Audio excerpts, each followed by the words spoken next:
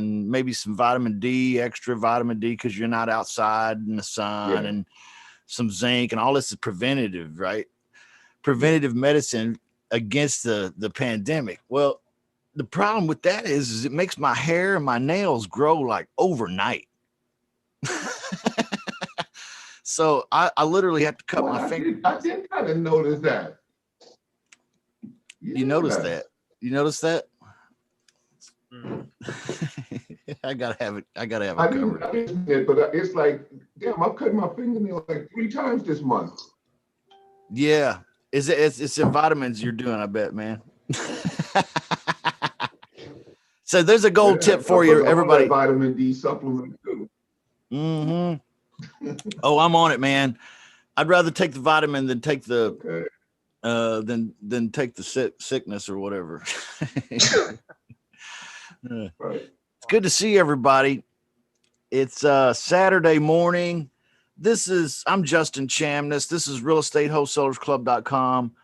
Every Saturday we have what we call the Shut Up Money Show. That's what we're doing right now, exactly. And we're coming at you live streaming. If you want to join us, it's a public Q&A. We're not here to push anybody out today or say, no, you don't fit in with us or none of that. You're welcome. In fact, be my guest. Come on in here and join us. If you're watching and you want to come into the Zoom room, you can visit us at www.zoomjustin.com. And after you tell your name and get your camera adjusted, it'll bring you right in here. All right, zoomjustin.com. And you really want to today because we have a spectacular thing happening. Michael Batista has invited a wonderful, wonderful guest for us today, Jesse Mills. And I'm sorry, Mills. I say I'm so hillbilly, it's hard to say words like that. It's a Saturday morning, man. It's all good. So it's welcome, man. I've never met you before, but we are friends on Facebook. I see awesome things that you post. You've got an awesome group going too. A lot of the folks in my group are familiar with your group, and they're in your group too. And man, I love everything that I see and hear. So I'm super stoked to have you on today. Thanks for being here. Yeah, man. Thank you so much. Ditto. Absolutely. And it's like, we've been trying to connect for how long? And we got true. So much of the same, friends and audience and people doing the similar things. And I love what you're doing. So this is awesome. I'm glad it finally happened today. Thanks, dude. And thank you, Michael Batista, for, finally making the connection happen. Because we had passed notes a few times and just, it never, the stars didn't. I know, right? It did a lot until Michael Batista comes to the table, and man, he is a miracle worker. He's a good dude. He's a good dude. Yeah. Mike and I were chatting, and we're hot all over it. And then we have like a gap, and then, it's how it is, right? When you're busy doing things, it's sometimes it's just timing. So yeah, it's great to finally meet you face to e-face here, right? Exactly. Well, this is awesome, guys, and I'm really glad that we're able to get Jesse on here, man. Jesse, he's got a specific strategy that he does in real estate.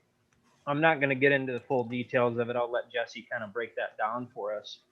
But Jesse, just give us a little bit of background, man. Like, how did you get into real estate, and tell us where you're at now and where you're going.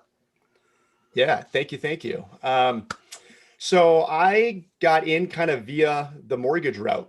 So I was in the mortgage business for about 15 years as a mortgage broker, loan officer.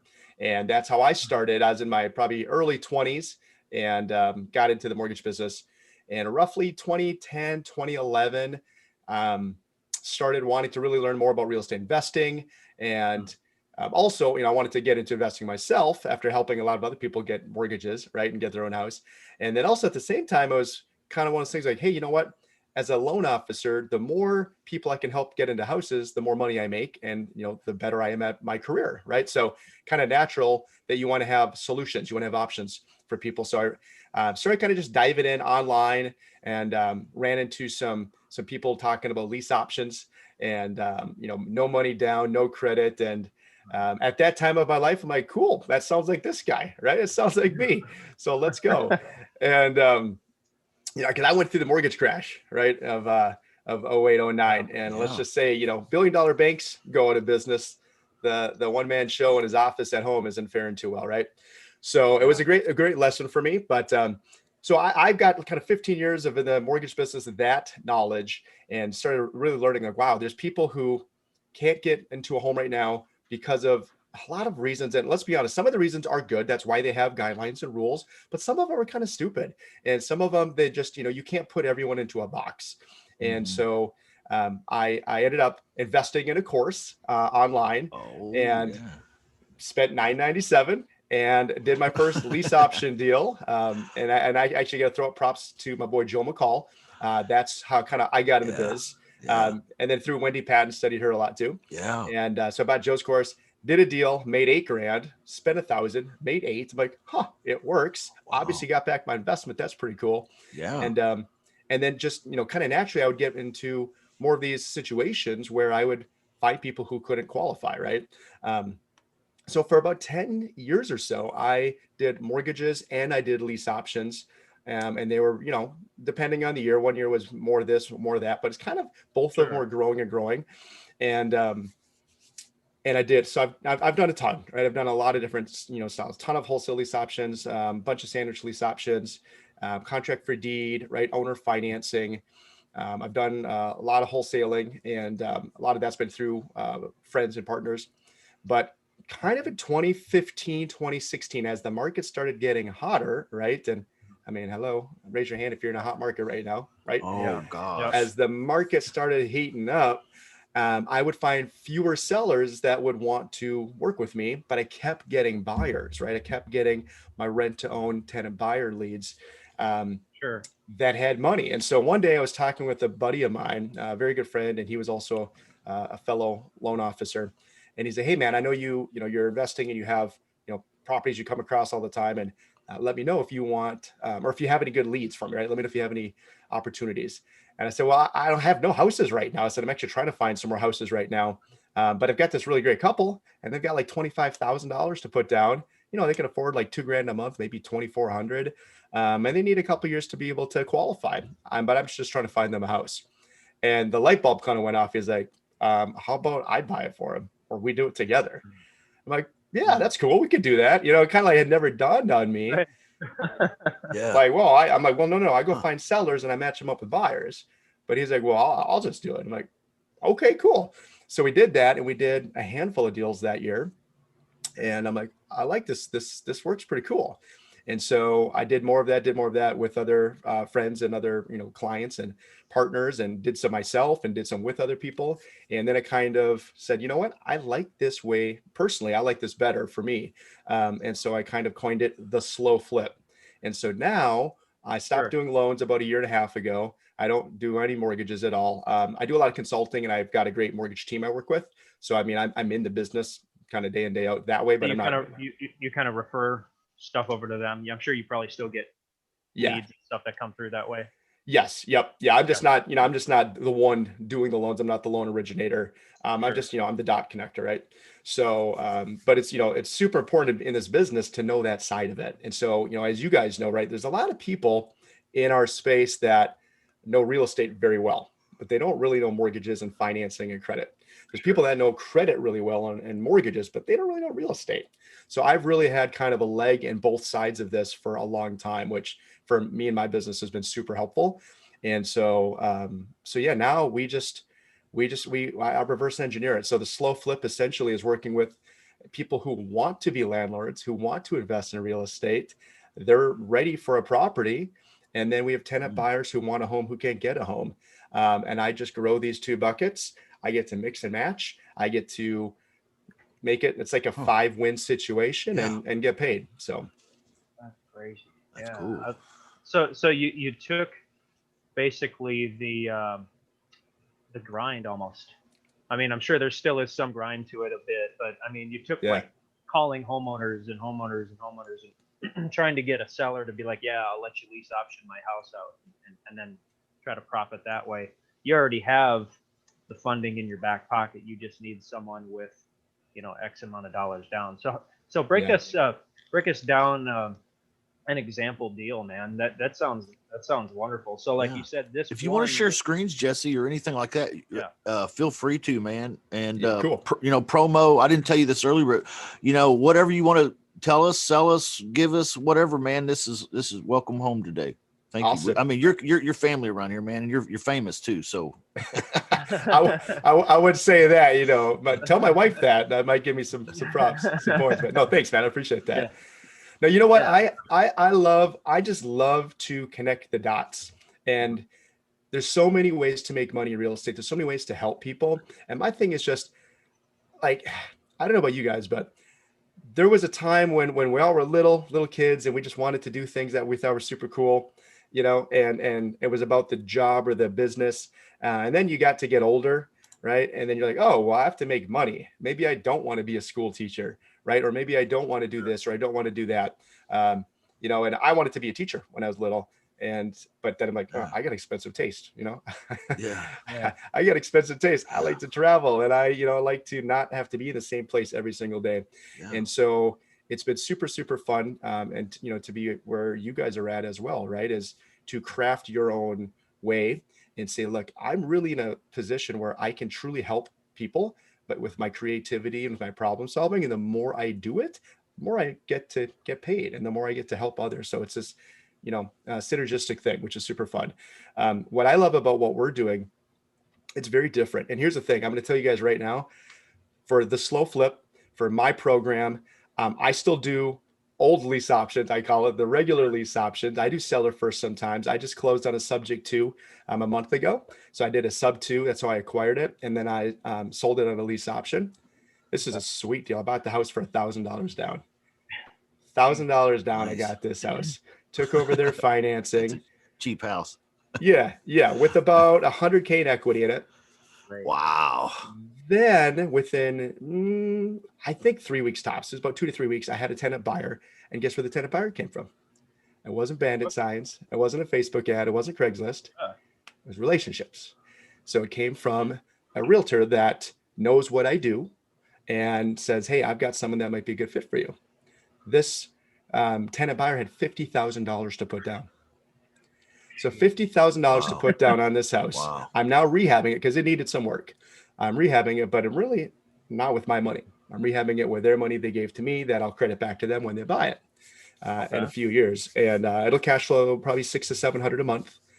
And they should be able to buy it in 2 to 3 years, but I don't care if they buy in 2 to 3 or if they take 20. That doesn't matter to me. So I still do some regular deals too that way. But yeah, I haven't called and chased sellers in years. And again, I just want to say, I'm not knocking that. And I'm not saying that's what I do is better. It's just a different way to do things. It really depends what you want to do. And all of them are good, right? To acquire properties very inexpensively and to get in and then to sandwich deals and keep them. That's what you got to do is you got to chat with them. What I like to do is it's a great way to make kind of today money, right? Instead of tomorrow money. And you can do both. So I get deals every month and I create deals for investors. And when I give that to that investor, I'm getting paid right now, right? And so my goal is to help a bunch of investors grow their portfolio every month. Some of them are just getting in the game. Some of them already have properties and they're growing. And the more I help them, the more I get paid. The more I'm helping people get into home ownership, the more I'm helping realtors still get paid commission, right? Because they thought they had a deal and they lost it.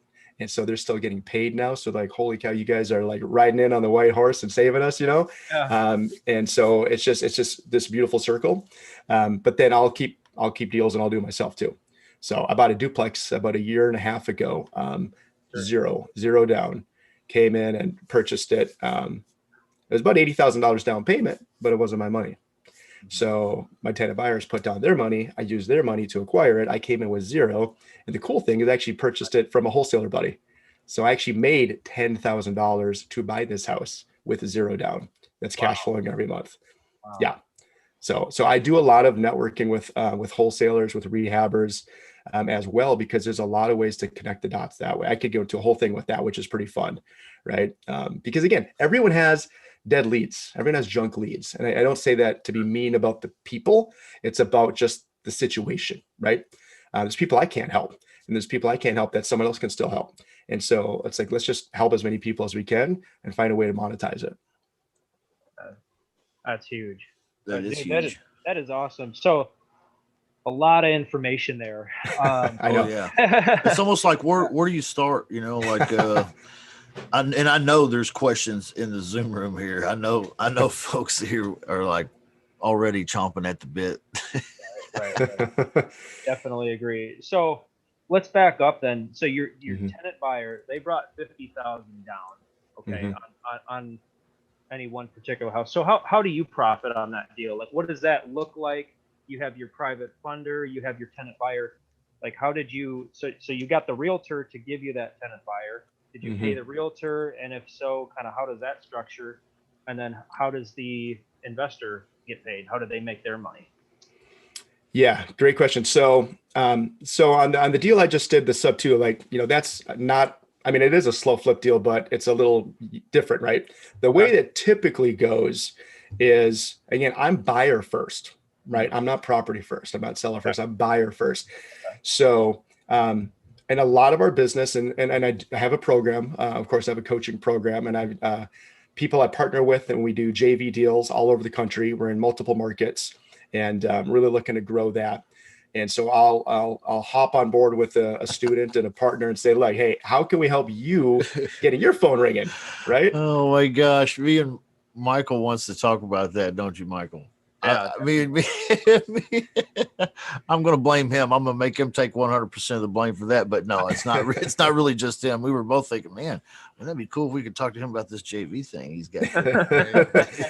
You can, and we will. Yeah, for it's sure. great.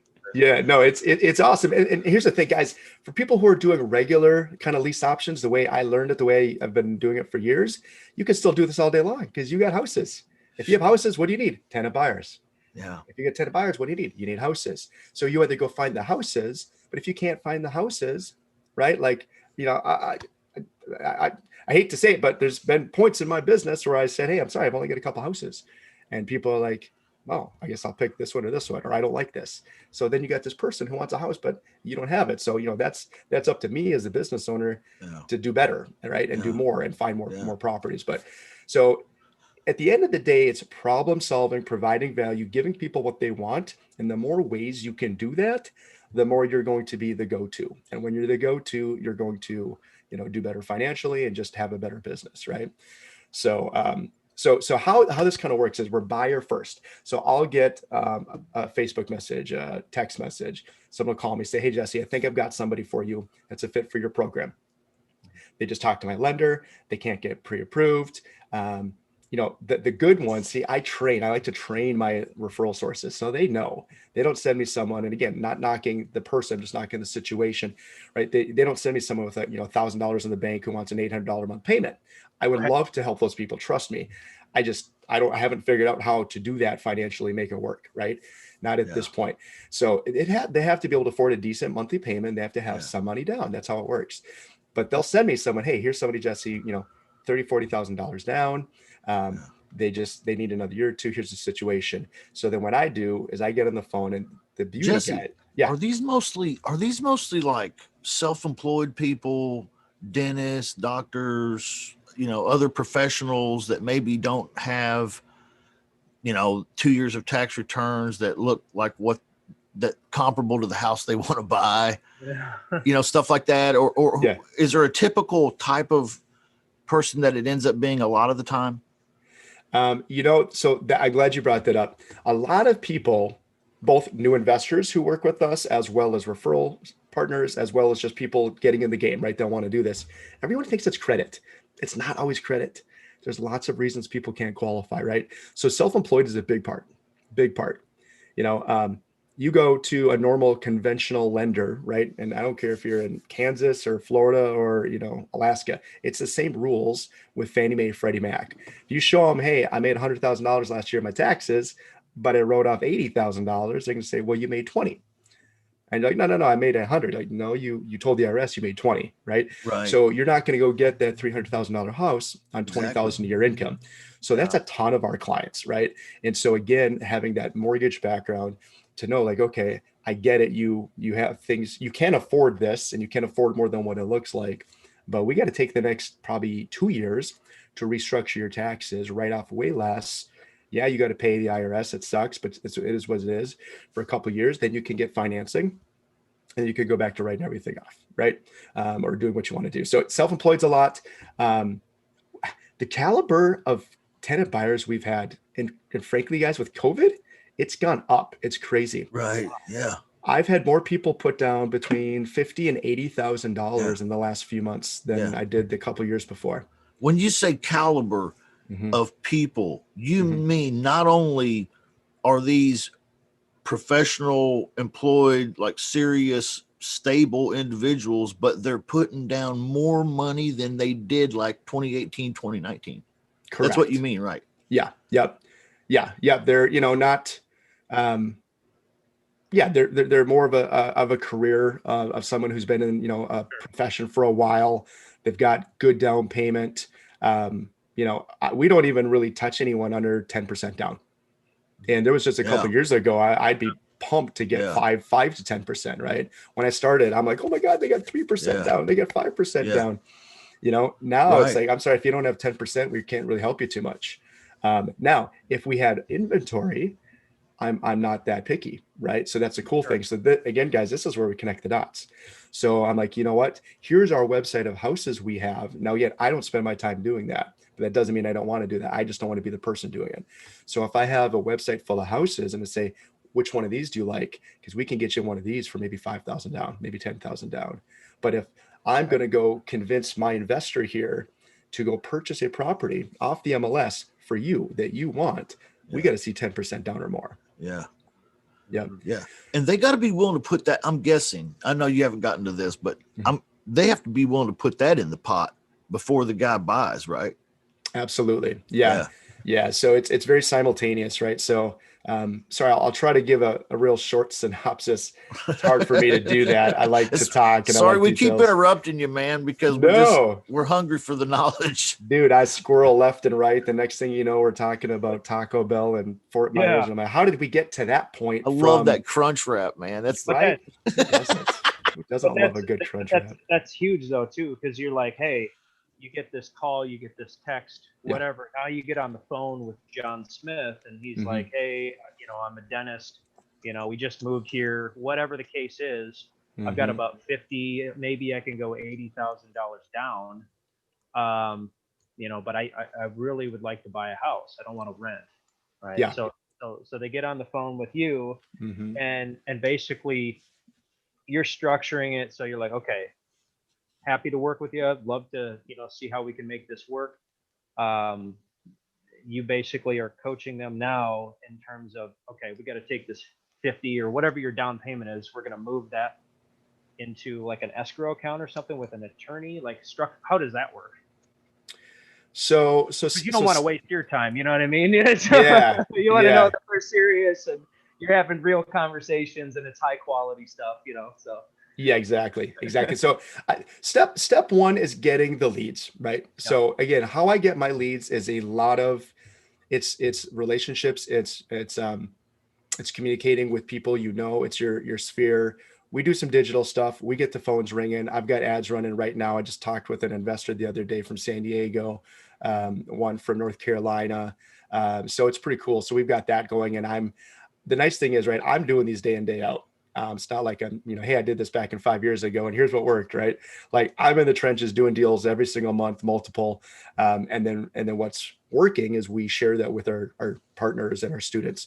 But a lot of it is going after people. There's so much business within your circle. I promise you, if you sat down, you took down a piece of paper and wrote down every single realtor, write down every single loan officer, write down every single accountant, and then don't just talk to Bob. Hey, Bob, what's up, man? Who else do you know, Bob? Who else in your office also has people that sometimes get turned down, right? Can I talk to your team? So there's so much gold in people's backyards. They don't even realize it. So it comes in, and here's the cool thing that I think I was trying to get to like 10 minutes ago, right? That I cut myself off. So they already like me. They already trust me. Why? Because it's coming from someone else.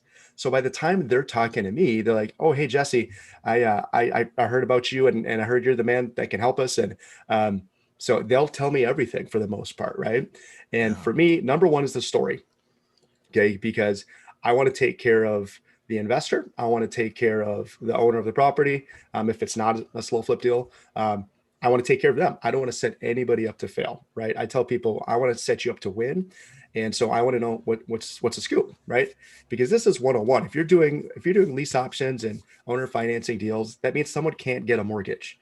Okay, there's a reason for that. Sometimes it's 2 reasons, sometimes it's 3 reasons. One reason might be a quick thing, right? They only need 6 months to pop their scores up 40 points.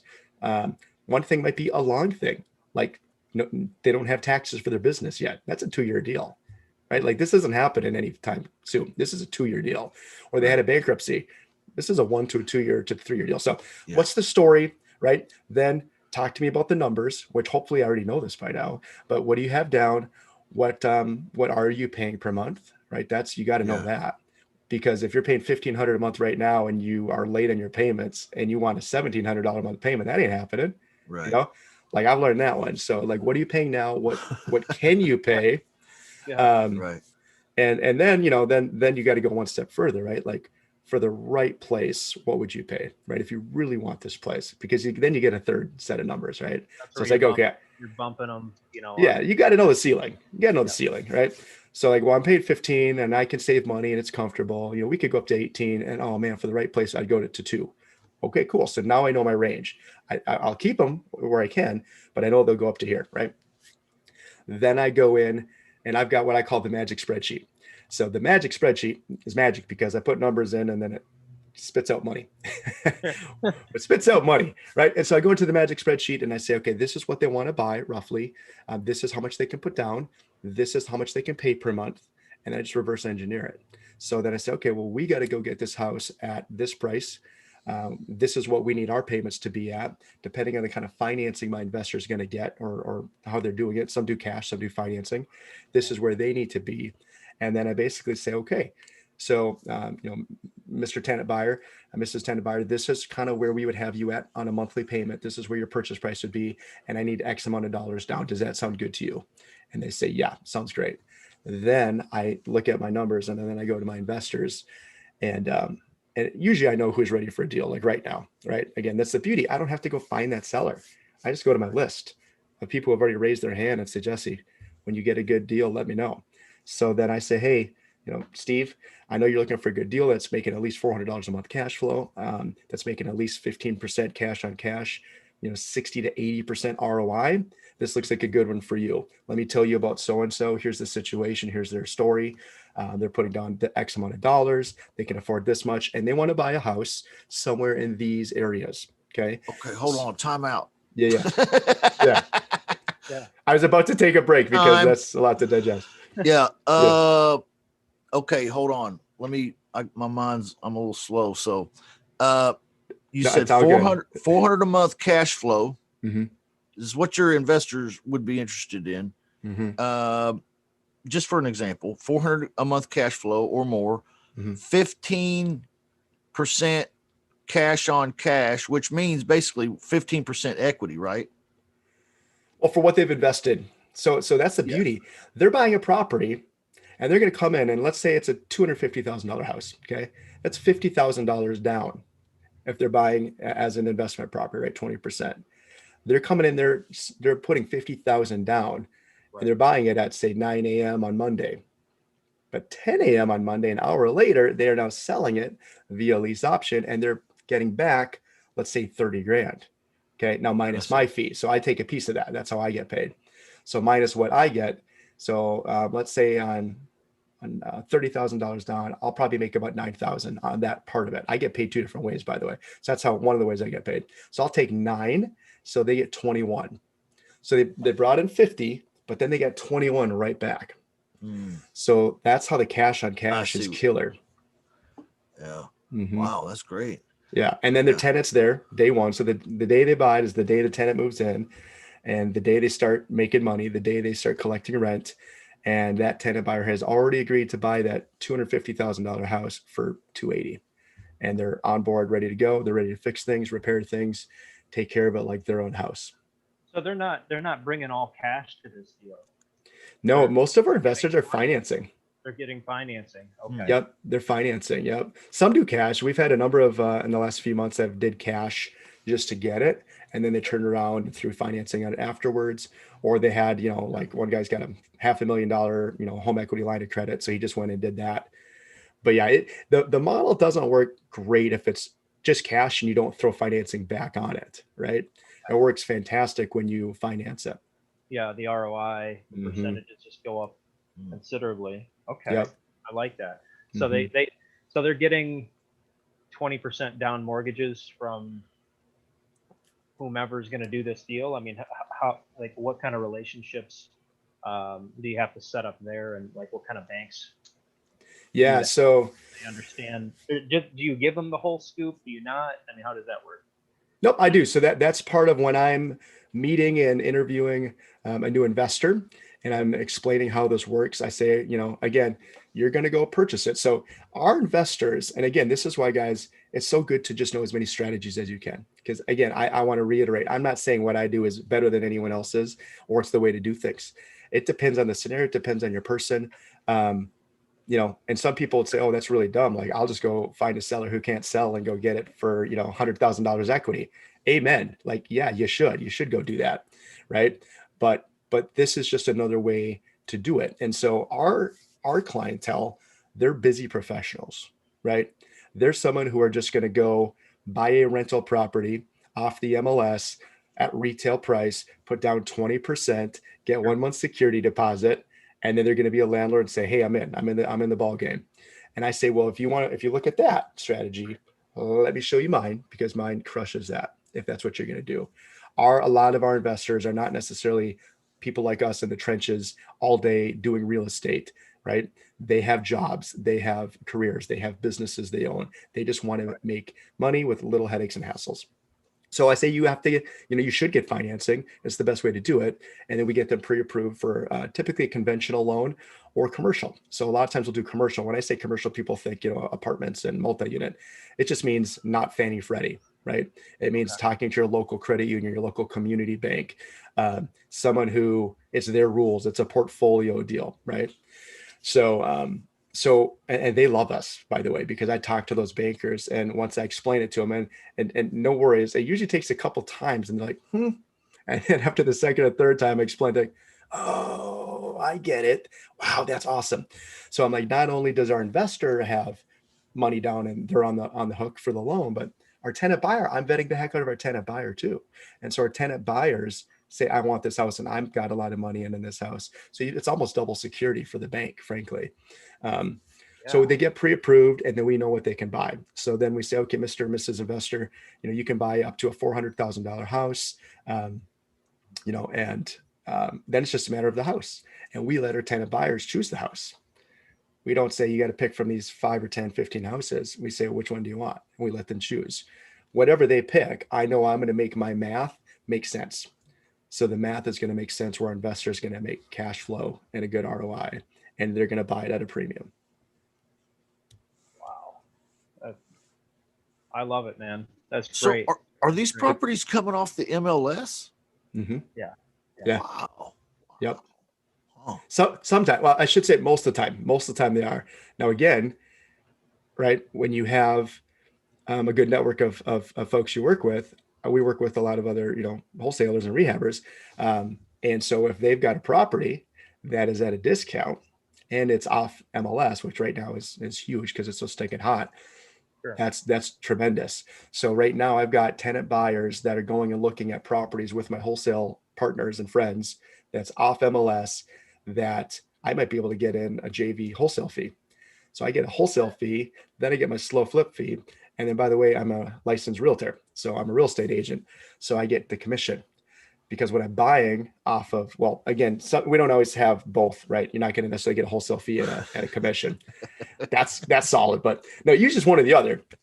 But when we're buying something off the MLS, I'm getting a commission, right? Because I'm representing my Yeah. buyer. My buyer is the investor, right? Not the Yeah. person who thought they could buy, but they can't buy. I'm representing the investor. Wow. So now I go get a commission over here, and then I keep a portion of the down payment or the option fee.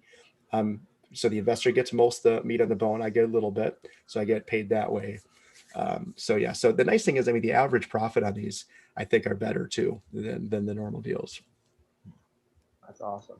Yeah, it's So- incredible. So what kind of team do you have to set this up? You know, in a year in just one market, or are you in multiple markets? Like, how do you do that? Yeah, good question. So, number one, you do not have to be an agent to do what we do.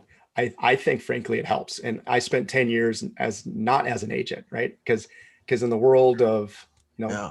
the way our world's set up, you can't be a licensed real estate agent and licensed mortgage originator and be doing both. They don't like that. Now, there's sometimes ways to do that, but most people don't like that. And it's tough. It's tough to do. Well, let me just say it that way. It's challenging to do both.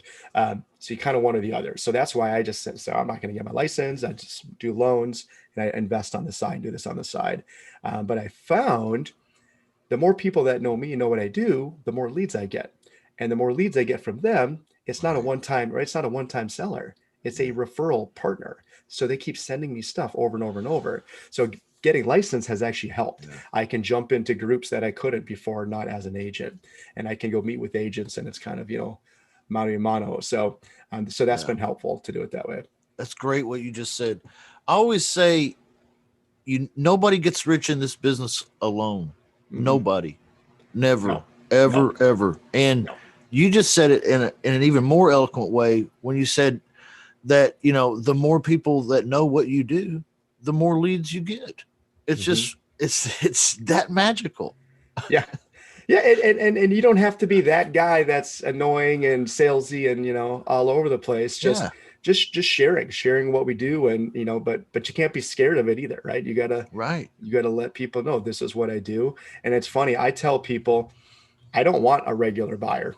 Like, I've got a team, and my team will go show that regular buyer 20 houses and go show houses all weekend long. No thanks. That's it right here. I get in my spreadsheet. I don't show houses. I make the math work. I get on the phone. I say, how about this? How about that? And that's what I do. So I've created that for myself. I like that. But we get regular leads too, and I get regular sellers. So when you know how to do all of those and you have a team, I'll get 30% or 50%, and I'll kick it to someone else on my team, and they'll go do that side. So that's the thing too. I think sometimes people forget this, but somebody wants to do everything. There's something for everyone, right? Somebody, for example, somebody loves to flip houses. Somebody loves to rehab. They love to fix things. I can't swing a hammer to save my life. Right? I swing a calculator. Man, right? I'm so glad to hear somebody else in real estate admit that besides me. Like, you do not want me fixing something or whatever. No, you know what? This is funny. So I was it last fall? Yeah, last fall, right? I'm in Minnesota. We have lots of trees in our yard, lots of leaves coming down. And my wife, she loves when I do like the honey-do list stuff, right? Stuff around the house. I like to do this stuff. And so she's like, will you not work today? And will you just, help me rake all the leaves in the yard? And I'm looking around, I'm like, oh man. Oh, yeah, but it's right. Happy wife, happy life. Right. So I'm like, okay, yeah, absolutely. I will do that. And so what did I do is I got on the Nextdoor app, Nextdoor in your little neighborhood. Yeah. I'm like $100 cash to whoever rakes up leaves in the next 5 hours. So I'm like, honey, problem solved. Here's the deal. We're going to go have lunch. The leaves are going to get raked because I got Timmy, who's 16, coming over to do it. So point being is somebody wants to do something and somebody likes something, somebody doesn't like something else. So when you get your circle around you of people who love to call sellers, that's awesome. Have them do that. Yeah. We have people who love to just show houses. Awesome. You have people who love to fix houses. Have somebody in your circle that does all of that, because you're just mixing and matching opportunities all the time. I love it. It's a gift almost. You have that gift though too, right? I mean, like of seeing other people's talents Yeah, I know what you're saying. Yeah. And their giftses too, and putting them in the right places. Yeah. It even sounds best. That's just the whole thing right there. Talents and places with gifts and cash and checks says. Yeah. But I mean, that is I guess more of a specialty I have. Not everyone thinks like that, I suppose.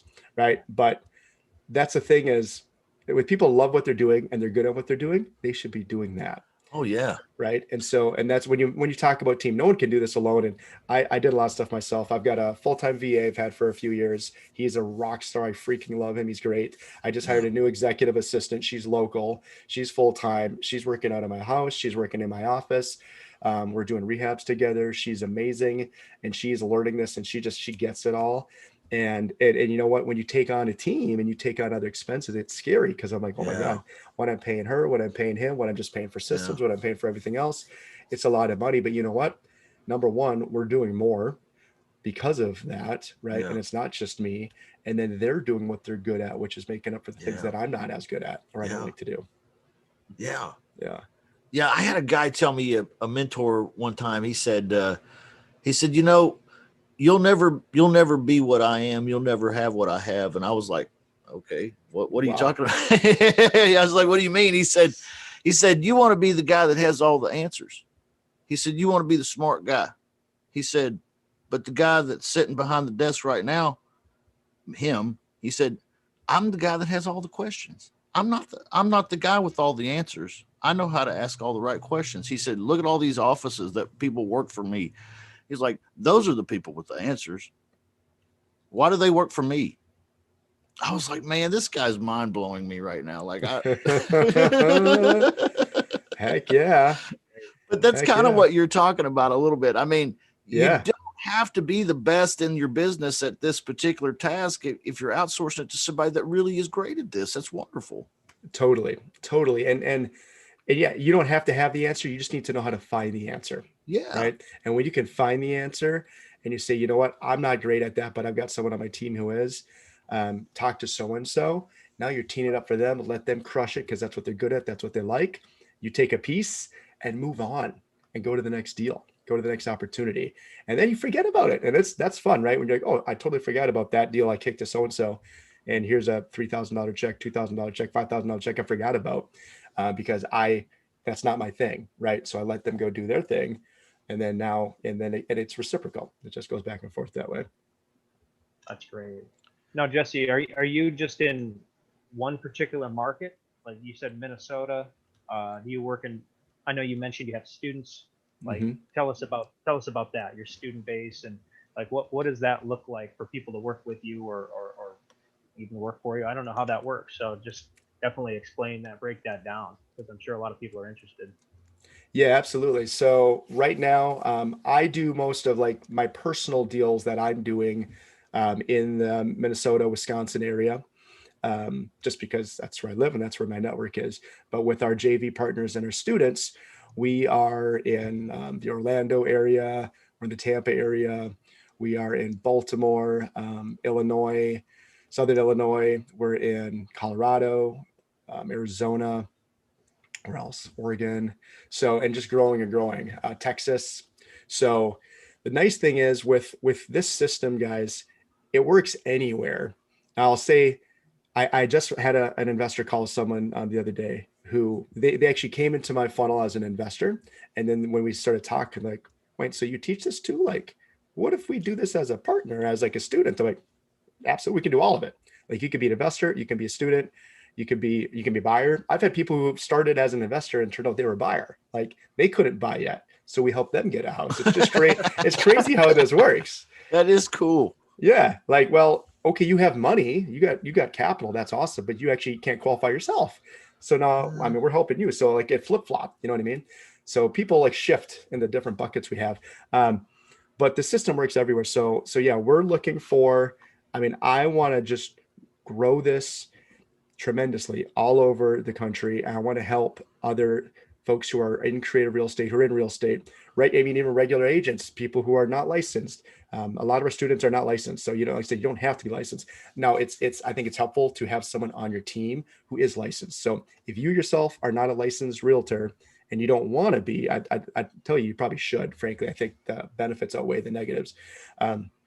After Man, doing is this for this 10 guy years reading and my going the other way, mail? right? Is that what's happening? Are you been reading my You should mail? get someone on your team that is, because they're going to be the ones writing up the offers and buying the house and doing that stuff, right? You don't want to play agent when you're not. Been through that. It's no bueno. Yeah. So do that. But then what we do is say, okay, I help people find the buckets, right? So you're finding the buckets of tenant buyers, you're finding the buckets of investors, and we're just mixing and matching. And with their JV program is I'll get them on a Zoom like this, and I'll say, Justin, if you got someone who's like a regular landlord, they got 5 properties, you think they might be interested in this, line them up and let's talk to them. And then I'll hop on a screen share. I'll show them the magic spreadsheet. I'll show them how it works, show them some example deals that we're doing right now. And they're like, I'm on board. And we split the deal 50-50. If you don't want a JV and you're like, hey, I can just see all the videos and your email scripts and courses and, just all the goods other than like me being there by your side all the time, that's all good too. And then you go do deals. So we have a couple different ways to do it, but I want to partner with more folks. And so we've got some awesome students in Colorado, and like they had the investors who were like, this sounds kick-ass, let's go. But they didn't have the tenant buyers. Well, I had tenant buyers and I'm like, well, I've got an investor for them, but let's do a deal together. Let's get you your first deal. So we mix and matched. And then we've got other people like, hey, I've got a tenant buyer over here in this state.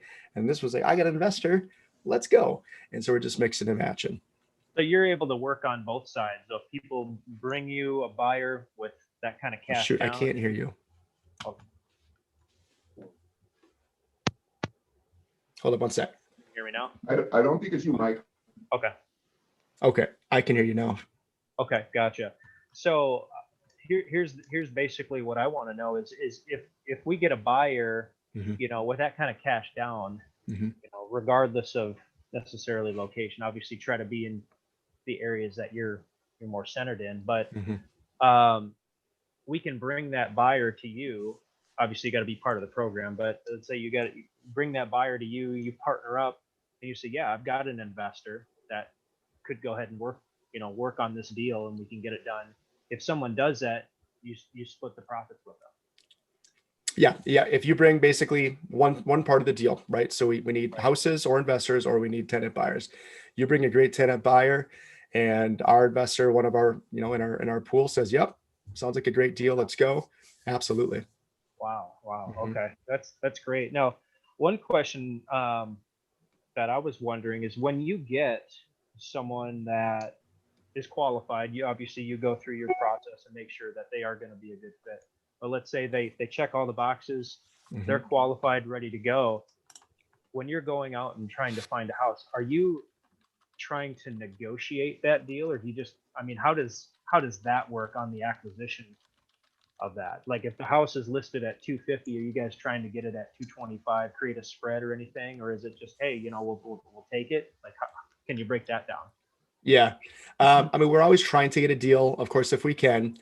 If we have, again, right, it's just relationships. So if we've got people in that area and they're like, hey, I've got some properties off market right now, we're going to look at those first. We'll say, why fight over something that everyone else is fighting over and bid it up? Let's look at this. So we'll look at those options, which again, when you talk about, right, and we didn't even get here yet, but hello, wholesalers, right? Your dead leads, your junk leads as a wholesaler. They're like, oh, shoot, nothing there. That's a bad appointment, wasting my time. No, it's not. Well, I'll take 5% under market all day long, 10%, right? So that might be something right there. You keep that in a whole bucket A of whole people. different thing. It's a whole different thing. Yeah. Like that's gold right there. I'll take 5% under market versus 5% over market all day. So Right. we try to get a deal if we can. But yeah, we come in and, we sometimes outbid 5-10 people, but we're bumping it up to them. And so again, I tell our tenant buyers, like the more we pay, the more you pay, the better deal we get, the better deal you get.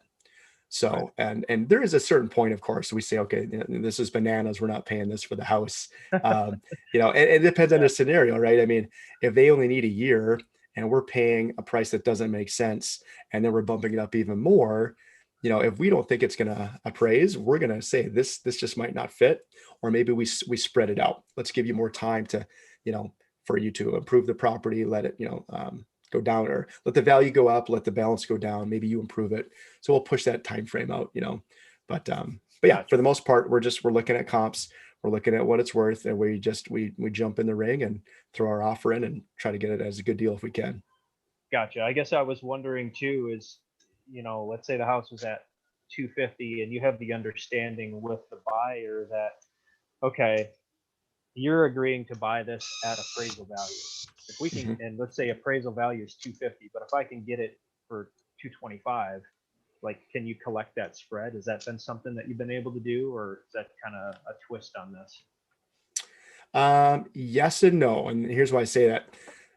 So when our tenant buyers, again, they're picking out the house a lot, right? And they're saying, I want that. I can't get that. You can get that, but I want that. They know what the numbers are. Now, I kind of say, look, this is where you're going to be when we get it, based on what we think, right? If we get it a better deal, we'll reward them, right? If we pay more, but they kind of know where we're coming in at. If there's, it's tougher to sell if there's like, we're making 50 grand on it, plus we're bumping it up. That might be a little bit tougher to do, especially with them just knowing what the price of the property is.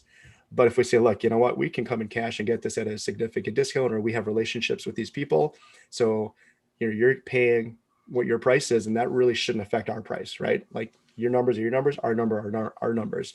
So we have done that before. It's just, you can't make it work all the time because there's just, there's so much information that's out there with what everyone's buying it for, and everyone needs to get a deal, right? Yeah. Everyone has to win. I get you. We got a bunch of questions here, guys, too.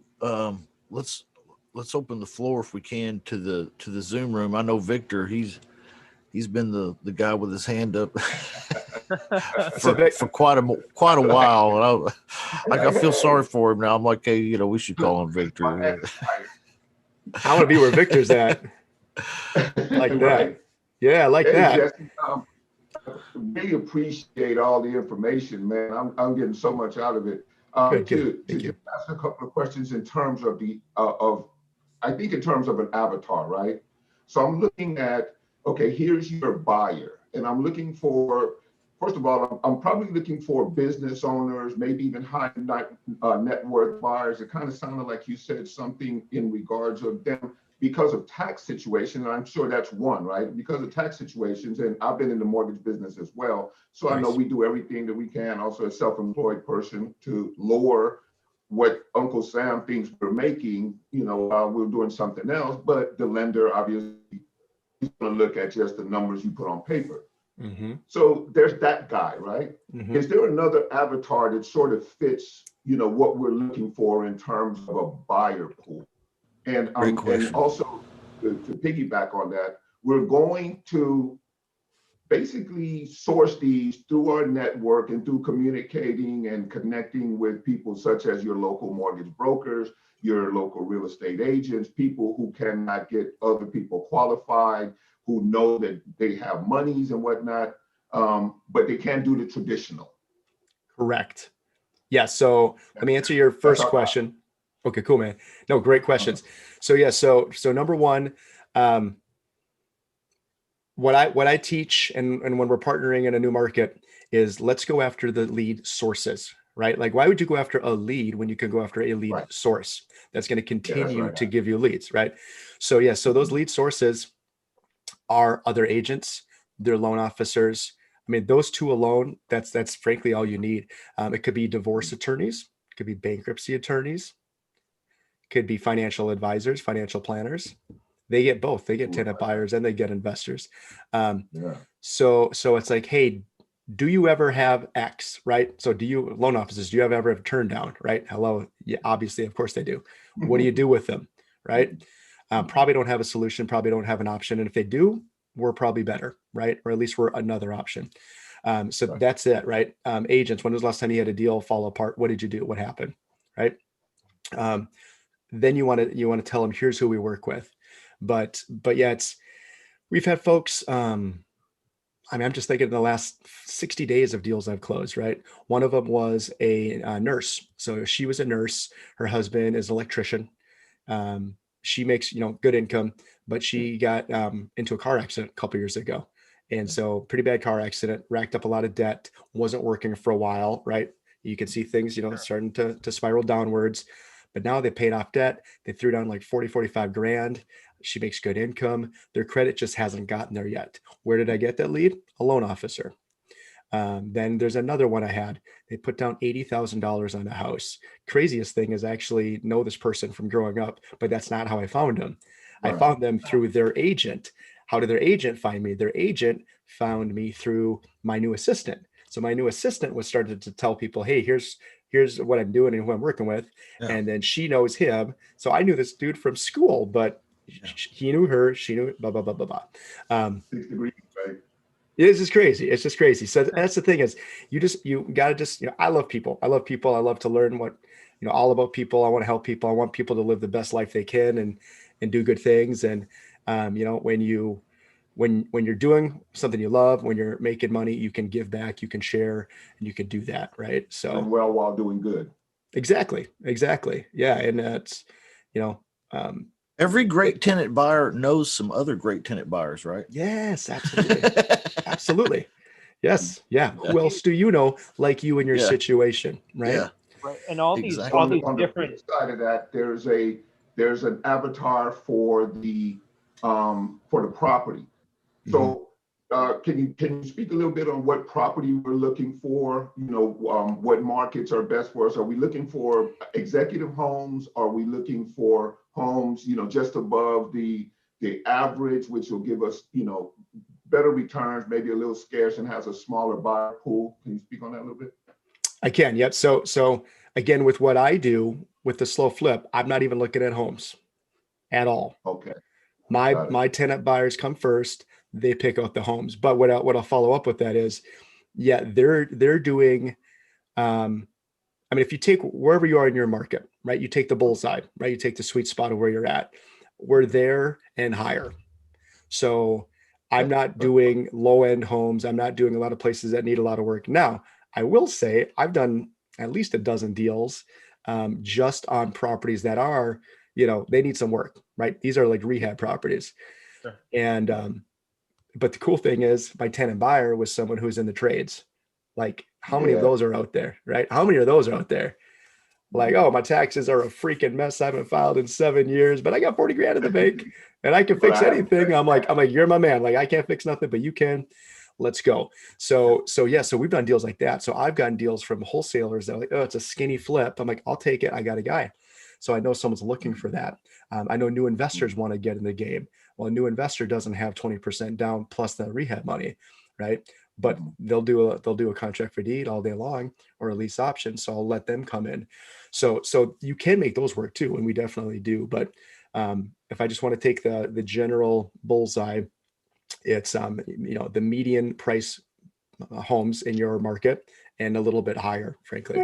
Our people have good jobs, they get good careers, they're making good, not rich by any means, but they're making decent income to good income. And the savings, again, almost all of our folks have at least 10% down. One last thing, and I know some other people want to jump on. Yeah. I'm also a licensed agent here in California. Nice. So can you maybe just say how you leverage that? And I know it gives us a lot of opportunity, a lot of access that we wouldn't otherwise have, including the ability to say our realtors, which brings up our credibility to people just because they've spent so much more time and money, pushing that on the public. So that gives us an advantage. But can you talk a little bit about how that has helped you leverage and why you decided to go there? Yeah, absolutely. So I've done a lot of deals from other agents as referrals from Facebook, from folks I've never met personally. Just like right now, like this is a great, right? Like I feel like we know each other and we've got friends and we got people, but we haven't talked. We need to talk a little more because I think there's some synergy where I'd love to help you, man. Like do what you're trying to accomplish, what you were describing a little earlier nationwide. I want to play a little role in that if I can, man. Absolutely. Yeah. No, we can all play. There's enough sand for everybody in the sandbox, man. We're all playing. A big sandbox, huh? It's a huge sandbox, man. It's endless, right? No, so for me, like I'll get into where Victor, where are you in California? I am in Rancho, so San Bernardino County, right on bordering LA County. Okay, got you. So like, you look in like, I don't know if you got like a Rancho Facebook group just for agents, right? Yes. I'm sure you got multiple groups that are just for agents, just for realtors, maybe just for investors, right?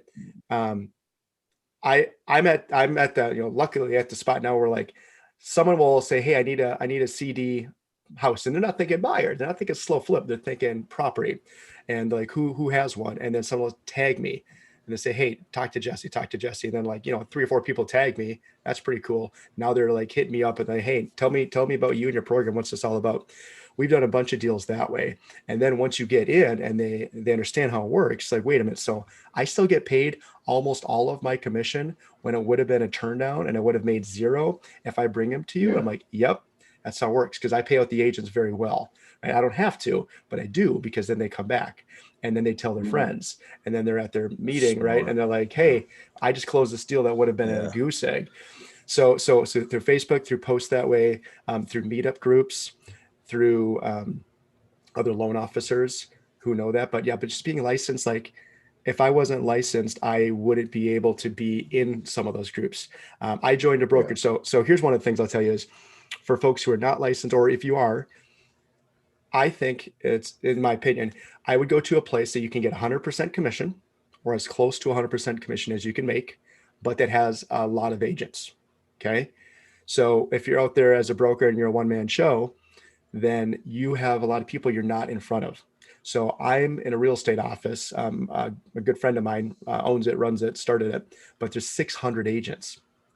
So when I can get into our private Facebook group of 600 agents, and I just post a picture of being my tenant buyer and the deal we closed, bam, bam, bam, bam, bam, I'm getting messages left and right.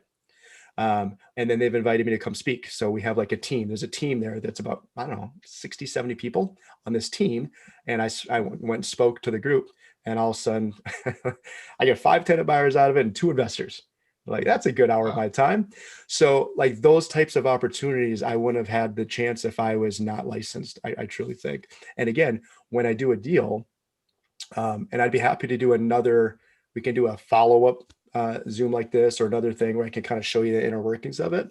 I know we don't have time today, but cool. how I get paid on it. So like Monday. You said Monday. Monday? Did you say pay? Yeah, we're in. Monday at noon Central Time. We're ready. Giddy up. President's Day. Let's rock. I might have the 8-year-old tying up the 6-year-old in the back, but it's cool. Hey, that's cool. And some iPads That's and cool some with us. goldfish. We love kids. It's all good. Yeah. Kids are running around. Yeah, that'll be great. Hey, have you ever had a kid run in while you're doing a live Zoom saying, can you wipe my butt? Because I have.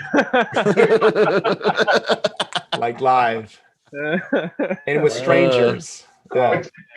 Claude said every now and then you get a little behind in your business. Absolutely. Better when you see the person's got the camera turned off, they think, and they get up and they're naked and they walk away. Then they come back and they sit down like nothing's going on and the camera's still going. Yeah. Hello. Yeah. Jesse, you understand financing. You understand the real estate side. You understand that, I think there's buyers all over the place. I don't think buyers are a problem. I take my hat off to you, man. I know a couple of people that are doing something similar to this. I know a fellow that's at like almost semi doing about 50% of your program, but when he brings in a buyer on the investment side to buy the house, they're actually wrapping the mortgage and putting the guy into a new long-term deal.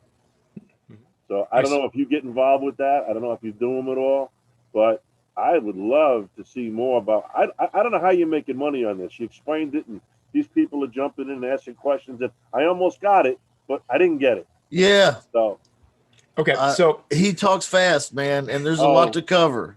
I know there's a lot. So here's the beauty. When I'm telling the investor how this works, right? Because I've got investors over here and I got tenant buyers here, and then I got referral partners, right? That's my 3 every day. That's my world of 3, 1, and my students. So I got like 4 groups every day I'm focusing on. So, but when I'm talking to a new investor and I'm saying, here's how this works, I show them some example deals. Okay, I break it down. You know what? Do we have a couple minutes? I can screen share right now real quick. Oh, yeah. Do we got a couple? For it, man. I'd love it. Yeah. All right. We got all day. We got all day? All right. Fantastic. And Jesse, again, thank you very much, man. Oh, dude. Really we really appreciate you being on here. I know it's Saturday. Yeah. You're a family man, you Yeah. know, and you know, to take some time to go over this. It's kind of a whole new world Yeah. to these options, and it really my mind's blown today. So Yeah. this is awesome. Me too. Real quickly too, we have over 20 people in the Zoom room, and we have over 20 people watching on YouTube right now as well. So, I mean, there's a lot of people out there. If you're watching, hey, God bless you and thank you for watching. Really appreciate it. But man, Jesse's bringing the heat. You know, he's making it's great. So I'm sorry. Now, No, continue. awesome. That's awesome. I love what you guys are doing and putting this out in the education. That's the thing. Like, I love education. I love learning because here, guys, think of the last year we've all been through. Sure. People are going to come out, right? It's 2021. You know, it's already February, which is nuts, right? But like some people just binge Netflix for a year. And I'm not hating on you if you did. My wife's doing it right now. Alexa's talking to me in the background, right? I'm not talking to you right now. No, later. I just finished Schitt's Creek. It was pretty good. Yeah. I've heard that's awesome. I've heard that's awesome. Oh, Schitt's Creek is amazing. Is it? That's awesome. Now you're just killing everything I just said because now I gotta watch Schitt's Creek. Damn it. Yes, you do. I do. No, and like the fifth person that said in a week. So you're right. So I'm gonna get my hustle on all day and then I'll watch Schitt's Creek at night. But when you know these things, right? Like we have never been at a better point in time to better yourself. And there's so much that's out there and so much for free and so many amazing resources. So Justin, like what you and Michael, you guys are doing is killer, and just giving people the opportunity. And you give them the opportunity, and then what people do, it's up to you. But there's so much out there. So I think it's awesome. I'm pulling up a deal. Share your screen. Let's see some nuts and bolts. I'm trying to find. Yeah. I'm trying to find one right now that. Great. Trying to find one right now that doesn't have any private info on it here, especially since we're live and recorded. All right, hold on. I think I got one here. All right. How'd you come up with the name The Slow Flip, by the way? That's You know, I don't know, to be honest with you. I mean, we're flipping a house, but we're doing it slowly, and we're not doing any work, right? Right. I don't know where that kind of came from, but I guess just chatting with somebody one day and like, well, what do you kind of do? I'm like, well, we're flipping a house, but we're slowly doing it. Okay, can you guys see? Okay. Yep. Yeah. Looks great. Okay. So again, I get the tenant buyers first. I hear this story. I hear what the numbers are, right? Again, you got $4,000 down, you want $750 a month for a mortgage, ain't gonna fly, right? So we know it's got to be in the ballpark of something that makes sense, and the story's got to make sense, right? If you're 3 months behind in your truck right now, and all of the money's coming from someone else, I'm not a fan of that, right? That sounds too risky to me. So, is the story good? Are the numbers good? Then we start saying, cool. What kind of place are you looking for? What kind of payment do you want to be around? And we reverse engineer it. So this deal here. And this is awesome. Again, so this will be probably my next student in Wisconsin. This guy's awesome. I got a deal from a loan officer, and I'm not licensed there. So I said, hey, I need a good agent who's licensed in Wisconsin because I'm not. Probably should be. And so he said, hey, talk to this dude. So I talked to this dude. I said, hey, man, I don't know you, but you and I know so-and-so. Do you want to get basically a free lead on a silver platter, 50-50? He's like, okay. I'm like, cool. It's like a 50% of your commission because I just gave it to you, right? Then guess what? This deal you're looking at right now, where do you think it came from? That guy came from him because he said, oh, wait a minute. Okay, I get what you do. I think I have somebody for you. So this is a rent-owned client of his that is looking at a house. We're going to buy it for $346,800 because the seller wants to net $340,000. We almost always try to get 2% seller paid closing costs in. We are going to bump it up down here 10%. And their price is going to be $381,000. So we're buying it for $346,000. We're selling it to them for $381,000. Now you'll see in here, sometimes we stagger the price every month. Or I'm not every month. That'd be nuts. Every year. And sometimes we leave it alone. Okay. Again, it's creative real estate. It's whatever we want to do. It's whatever is a win-win-win for everybody. But in this case, we're going to fix it. And I think we're giving this person 3 years. And when you say stagger, you mean bump the price up year over year, something like that? Yeah. When I started doing this, I would kind of do like, if you buy in a year, it's X. If you buy in 2 years, it's higher. If you buy in 3 years, it's even higher, right? Okay. Got it. What I found, and this is just me, what I found is people don't like that as much. They want to just get one price. So for me, I'm like, well, you know what? If the math is good and my investor is happy and I'm happy, who cares, right? Let's make it a win. So we do both. So in this situation, no matter what, whether they buy this in 2 months or 3 years, we won't go to 5. We usually are 3 years or less. 381 is the price. Okay. Cash on cash is going to be about a 12% cash on cash, because instead of our investor coming in with $69,000, right? That's 20% of the purchase price. Okay. So 346 times 20% is almost 70 G's. Our tenant buyers coming in with 34 grand. Now I am going to keep 30% of that. Okay. So I'm going to keep 10,200. My investor is going to get 23.8. So they're really coming in at the end of the day with a net of 45 grand instead of almost 70.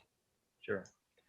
So now, number one, this just crushes just buying a regular rental property, putting down 20%. Number two, if I got somebody who says, Jesse, this is a pretty sweet sounding system. I only have so much money to invest. Guess what? If they've got 100 grand, they can do 2 of these deals. If this was a regular, kind of turnkey property, they're only doing 1. So we have investors. So instead of doing 1 a year, they're doing 2. And instead of doing 2, they're doing 4, because their money goes further, which is awesome. Right. Now we're figuring our investor is going to get a 30-year fixed mortgage around a 4.75. This is their principal and interest, tax, insurance, all in. They're paying $20.35 a month. Again, we're paying, or we have the tenant buyer paying $24.95. So how I start this is I start with what I know they can pay per month. And then I then go with what sort of purchase price are we looking at? And I then go, okay, which one of my investors is probably going to take this deal? Are they going conventional financing or commercial financing? Right. And then I just play with the numbers. And if the magic spreadsheet spits out really low numbers, like below 10% cash on cash and below like 350 a month cash flow, like I don't think that's a good deal. Right. So I just play with it until we make it where it needs to be. So now in this situation, the investor is going to come and buy it for 346. That exact same day they close on it, they're selling it for 381. They're going to get 34,000 down. They're going to give me 10,200 of it. And then they're going to keep the other 23.8. They're instantly going to start that, that day, that month, making 460 a month in cash flow. Now, if the tenant buyer pays off in a year, this is a 68% return on investment if they buy it in a year. Wow. Now again, right, what is one of the things we start with? The story, right? So that's where the mortgage background helps. And you don't have to be a loan officer or have 15 years experience like myself. You just need to have someone good in your team. I'd love to help you and be in your team doing this. But if you've got someone else, you're like, I know so-and-so who's, a loan officer, they know their stuff really well. Great. They can tell you, hey, this person needs a year. This is why. This person needs 2 years. This is why. Oh, I think they need 3. This is why.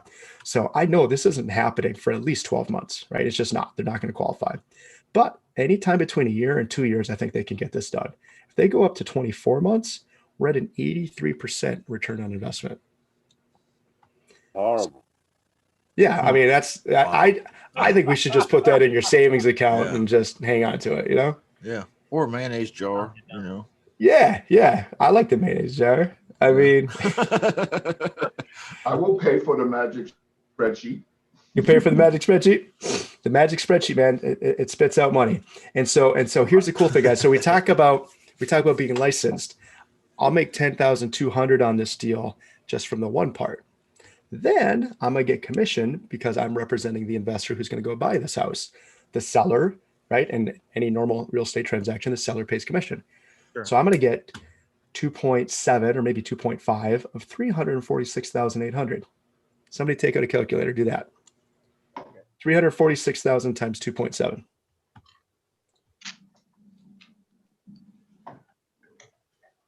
Get a calculator, know you're making money. Don't even have to push the buttons, right? But you know it's good. Somebody do it. What is the number? I'll do it fast. Victor's got it. 46. 346 times 2.7. $9,300. 2.7. That would Yeah. multiply, wouldn't it? You guys got to be fast. 930, 934.20. No, 93. Yeah, pretty close. 93.63. Yep. Yeah. Yep. Okay, so Gotta do 0.027. yeah, Exactly. Yeah, exactly. not 2.7. Then, Yeah. then that decimal points. Yeah, 93.63, guys. So that would be all mine. But where did the lead come from? It came from an agent. Came from this agent. So I'm just saying, guess what? You got something that you can't work with. I can work with it because of what my system is. So now you can show the house. You can do the inspections. You can go do this stuff. You can write up the purchase agreements. I'm part of it. I do part. They do part. Well, actually, in this case, they're doing all of it because of the licensure of the state thing. And then I'm going to give them 50%. So I don't get to keep all that. Boo-hoo. I get half that. So I get 4681. So 4681 plus 10,200. So he brings you the buyer and the house. Yes. Look at Steve. look at Steve, man. That's great. Yeah. This is better than sex, man. I gotta tell you. Like, And I'll sit here in my warm office with my fireplace on and my underwear and just play with my spreadsheet. You In know? Minnesota. We're in Minnesota. Freaking 40. Yeah. that's living. He brings you the buyer and the house. And all you got to do is put the numbers together and link it together. Put it in That's the magic spreadsheet. That's smart. Yep. So the spreadsheet's what, $97 today only or something like that? Is that how it goes? 97 is 97 where you're going to start, Steve? You started, like I like Jesse. I tell you, I think this is outrageous. When you understand finance like he does, you don't have to have a deep thing, and you can put together the private lenders or the investors on the side. Game's over. You're done. You're good. You're good. Right. Thank you. It's even for people in the business, right? Like when I'm telling an agent, they're like, what? I don't get it. So like it takes a little bit to explain and then wrap your head around it. But once you get it, sometimes I make the coffee analogy, right? So you walk into a Starbucks, right? And you're with your buddy. You're like, oh man, I would love a coffee right now, but I don't have my wallet with me. I got $1 in my pocket, but I don't have my wallet. I don't have anything. And your buddy says, cool, man, I'll get you one, but it's going to be $7 instead of $5. And you're like, dude, that's not nice. I'm your buddy, but okay, fine. I really want one. So I'll give you $1 right now, and then I'll pay you $7 for this $5 cup of coffee. And when you say, okay, well, if you're going to give me $7, I'll go buy it right now with my $5, and I'll take $1 and I'll get $7. Same thing. It's just a house. So we're just setting it up. And here's the cool thing too, is when the people pick the home out, they are vested in the home. Damn right. Right? Versus like, okay, I guess I'll choose from your 5 mediocre kind of crappy houses I don't really like. Right? Or I'll say, no thanks. Yeah. No thanks. I'll keep renting. I mean, how many people have been hurt or told that or heard that, right? Like, I don't really want it. So if you don't have inventory, the slow flip is the way to go. If you do have inventory, guess what? I can show how you can fill your inventory faster, easier. I did 3 of these in the same amount of time it took me to fill one of my properties, doing it the old way, right? And I had to talk to like 200 plus people from Facebook who I'm like, no, it's rent to own, not just rent to own. Did you not see the minimum 10 grand down? No, not 2,000 down, 10,000, right? And then, I got my VA on it, but I'm wasting my VA's time because my VA could be doing things that bring in more money for us. So it's like, and I did 3 of these at those numbers and the time it took me to fill one of my properties. Now it's not always like that, but sometimes you fill them quick. Jesse, what's the official name of your Facebook group? Yeah. Lease Option Secrets. Lease Option Secrets. That's right. I'm in it. That's right. Yeah. It's a good group. Great group. Good group. It's good group. Everybody needs to go join that group. Yeah. Will you let us in if we ask nicely? Absolutely. You know what's funny is I was getting some clowns in there for a while, and so I put on like a couple of questions, and like nobody. I got like 150 people right now who aren't answering questions. But yeah, just answer the questions. Just make sure I know you're not a bot. You're a real person. Okay. But yeah, lease option secrets. Jump in. We're sharing this stuff all the time. So the program is the slow flip coaching program is awesome. So we have a couple different ways we can do it. If you're cool with me sharing still, guys. Absolutely. Sure. Go ahead. Yeah.